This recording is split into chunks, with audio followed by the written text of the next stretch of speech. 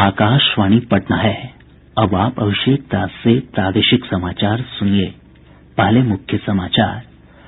प्रधानमंत्री नरेंद्र मोदी ने कहा, देश में कोरोना को लेकर जल्द ही चलाया जाएगा विश्व का सबसे बड़ा टीकाकरण अभियान। प्रदेश में कोविड टीकाकरण के पहले चरण के लिए 4,42,000 से अधिक स्वास्थ्यकर्मी और अन्य लोगों ने करवाया पंजीकरण। केंद्र सरकार ने लोगों से कोविड टीकाकरण को लेकर फैलाए जा रहे अफवाहों पर ध्यान नहीं देने की अपील की। वरिष्ठ चिकित्सा विशेषज्ञों ने कहा, देश में स्वीकृत कोविड का टीका अन्य देशों में विकसित किए गए किसी भी वैक्सीन के समान ही है कारगर। और मौसम विभाग ने अगले 48 घंटों के दौरान प्रदेश भर के तापमान में 3 से 4 डिग्री सेल्सियस की कमी आने का पूर्वानुमान व्यक्त किया। बुलेटिन की शुरुआत इस संकल्प के साथ, कोविड-19 महामारी के खिलाफ देश एकजुट होकर लड़ रहा है। आप भी हमारे साथ सुरक्षा और बचाव के 3 आसान एहतियाती उपायों का संकल्प लें। कोविड-19 से बचाव और सुरक्षित रहने के 3 उपाय। मास्क लगाएं, 2 गज दूरी है जरूरी, सुरक्षित दूरी रखें, हाथ और मुंह साफ रखें। अब समाचार विस्तार से। प्रधानमंत्री नरेंद्र मोदी ने कहा है कि कोरोना को लेकर देश में जल्द ही विश्व का सबसे बड़ा टीकाकरण अभियान शुरू किया जाएगा। श्री मोदी देश में तैयार किए गए 2 कोरोना टीकों का उल्लेख करते हुए कहा कि हमें अपने वैज्ञानिकों पर गर्व है। नया साल अपने साथ एक और बड़ी उपलब्धि लेकर आया है। भारत के वैज्ञानिकों ने एक नहीं 2 made in India Covid vaccine विकसित करने में सफलता पाई है। भारत में दुनिया का सबसे बड़ा कोविड वैक्सीन प्रोग्राम भी शुरू होने जा रहा है। इसके लिए देश को अपने वैज्ञानिकों के योगदान पर बहुत गर्व है।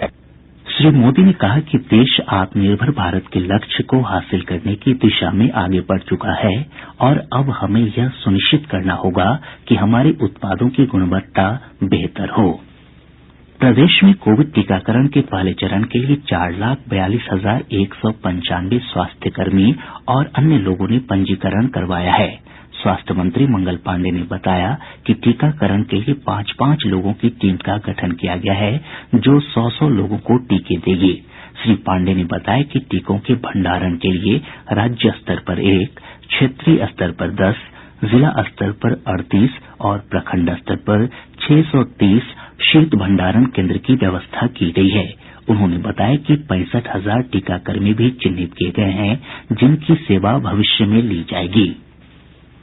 केंद्र सरकार ने लोगों से कोविड टीकाकरण को लेकर फैलाए जा रहे अफवाहों पर ध्यान नहीं देने की अपील की है।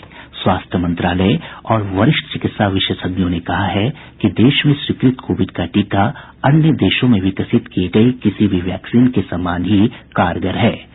मंत्रालय ने कोविड के टीके से संबंधित विभिन्न पहलुओं के बारे में बार-बार पूछे जाने वाले सवालों की एक श्रृंखला जारी की है। क्या कोरोना की वैक्सीन सभी को एक साथ दी जाएगी? सरकार ने उच्च जोखिम वाले समूहों को प्राथमिकता पर वैक्सीनेशन के लिए चिन्हित किया है। पहले समूह में हेल्थ केयर और फ्रंटलाइन वर्कर शामिल हैं। दूसरे समूह में 50 वर्ष से अधिक उम्र के व्यक्ति तथा वे लोग जो पहले से ही किसी रोग से ग्रसित हैं। इसके बाद वैक्सीन को अन्य सभी जरूरतमंदों को उपलब्ध कराया जाएगा। क्या कोई व्यक्ति बिना पंजीकरण के कोरोना वैक्सीन प्राप्त कर सकता है? नहीं, कोरोना वैक्सीन के लिए पंजीकरण अनिवार्य है। पंजीकरण के बाद ही सत्र स्थल और समय की जानकारी साझा की जाएगी। यदि कोई व्यक्ति स्थल पर फोटो आईडी दिखाने में असमर्थ है, तो क्या उसे वैक्सीन लगाया जाएगा? फोटो आईडी पंजीकरण स्थल पर पंजीकरण और सत्यापन दोनों के लिए जरूरी है, ताकि यह सुनिश्चित किया जा सके कि इच्छित व्यक्ति को वैक्सीन लगाया गया है। अखिल भारतीय आयुर्विज्ञान संस्थान नई दिल्ली के निदेशक डॉक्टर रणदीप गुलेरिया ने स्वदेशी टीका बनाने में भारतीय प्रयोगशालाओं के कार्यों की सराहना की है। वहीं दिल्ली के सर गंगाराम अस्पताल के डॉक्टर वेद चतुर्वेदी ने कहा है कि सरकार द्वारा स्वीकृत कोरोना वैक्सीन पूरी तरह सुरक्षित है। जहां तक सेफ्टी की बात है, मैं इस देश को आश्वस्त करना चाहता हूं, जो ट्रायल्स हुए हैं सभी वैक्सीन के, चारों वैक्सीन के, 2 इस कंट्री में नहीं है और 2 हमारे पास हैं, जहां तक सेफ्टी का इश्यू है, देश को घबराना नहीं चाहिए। ये बिल्कुल सेफ वैक्सीन है। ट्रायल्स में इन वैक्सीन को 50% से ज्यादा इफिकेशियस माना गया है। किसी भी वैक्सीन को 50% से ज्यादा इफिकेसी है उस वैक्सीन की, तो उसके लिए हम यूज कर सकते हैं। तो ये तो करीब 60 to 70% इफेक्टिव है।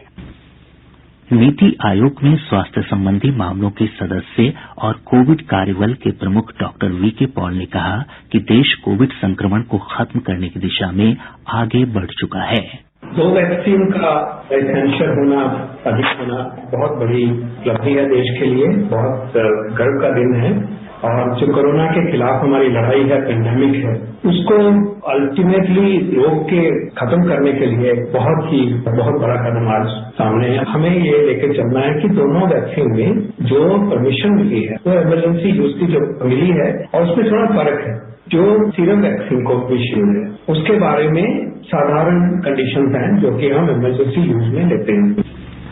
प्रदेश में कोरोना से स्वस्थ होने की दर बढ़कर 97.78% हो गई है।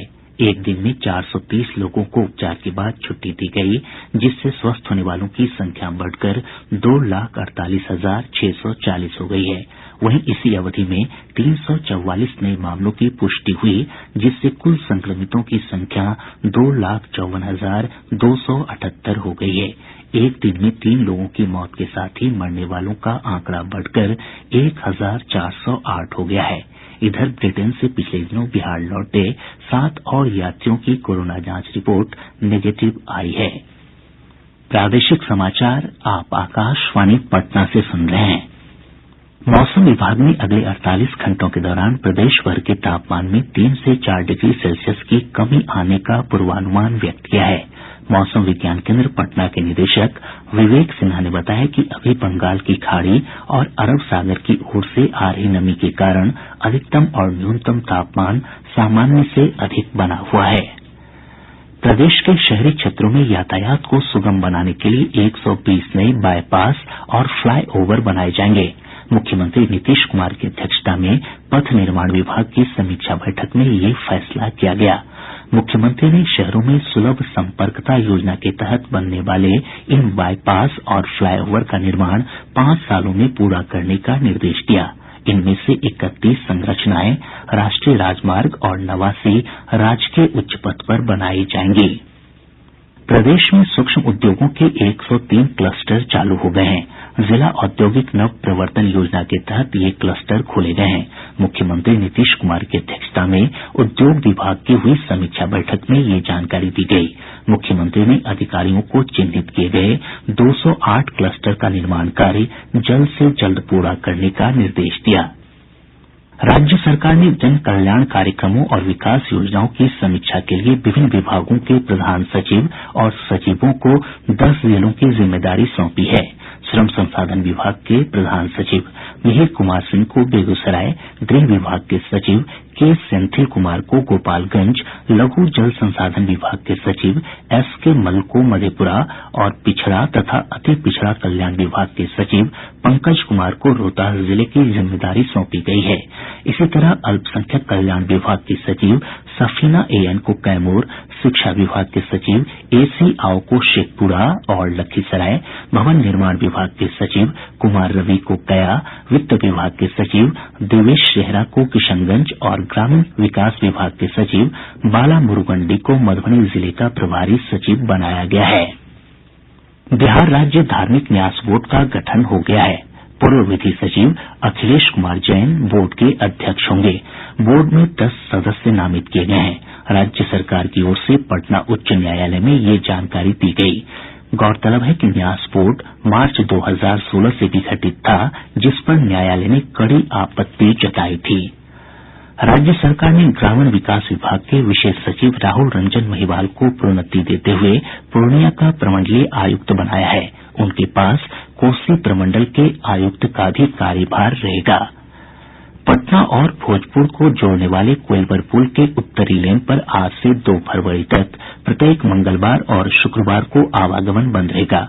मरम्मत कार्य के कारण सुबह 7 बजे से शाम 5 बजे तक आवागमन को बंद रखने का फैसला किया गया है।